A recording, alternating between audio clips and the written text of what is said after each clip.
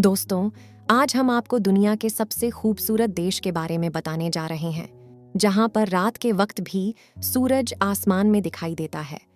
ये देश बर्फीली पहाड़ियों और ग्लेशियरों से भरा पड़ा है।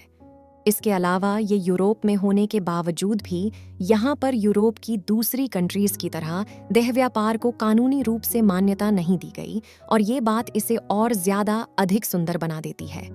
दोस्तों, हम बात कर रहे हैं यूरोप के सबसे हैरत अंगेज और सुंदर देश के बारे में, जिसका नाम है नॉर्वे। नॉर्वे को ऑफिशियली किंगडम ऑफ नॉर्वे बुलाया जाता है। यह देश यूरोप महाद्वीप के उत्तरी दिशा में आता है। पृथ्वी के उत्तरी ध्रुव के पास होने के कारण यह काफी ठंडा रहता है। इस देश के नागरिक दुनिया के किसी भी दूसरे देश के मुकाबले ज्यादा किताबें पढ़ते हैं, और यहाँ पर हर साल 2000 किताबें पब्लिश करी जाती है।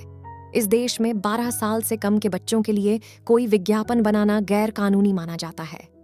नॉर्वे में एक टाउन है जिसका नाम है हेल, यानी कि नरक। इस देश में 17 मई का दिन राष्ट्रीय दिवस के रूप में मनाया जाता है। इस दिन 1814 ईस्वी पूर्व में नॉर्वे का संविधान बना था।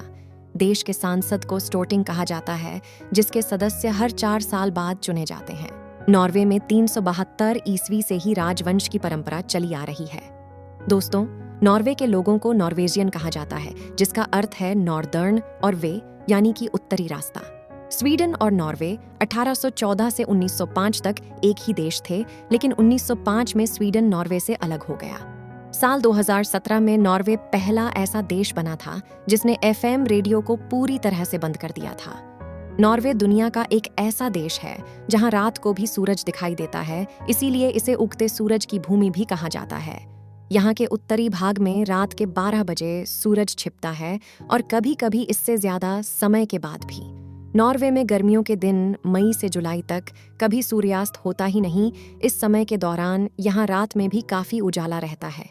सबसे बड़ी खास बात यह है कि यहाँ की सर्दियों के 2 महीने में सूर्य के दर्शन होना दुर्लभ हो जाते हैं। दूसरे विश्व युद्ध के बाद जिन देशों ने संयुक्त राष्ट्र की स्थापना की थी, उनमें नॉर्वे की भी मुख्य भूमिका थी। नॉर्वे में आप कुत्तों को बांधकर नहीं रख सकते। ऐसा करना यहाँ गैर कानूनी माना जाता है। नॉर्वे जलवायु परिवर्तन से सबसे कम प्रभावित देशों में से एक है। छोटा सा देश होने के बावजूद नॉर्वे की गिनती धनी देशों में होती है। मैं आपको बता दूं कि नॉर्वे में वेश्यावृत्ति कानूनी तरीके से इल्लीगल है।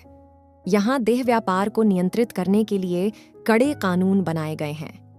इस देश में कानून के तहत सेक्स के लिए पैसा देना एक अपराध है। यहाँ पर पुरुष और महिलाओं में समानता होती है। चाहे वो महिला हो या पुरुष, दोनों को बराबर नजरिए से देखते हैं।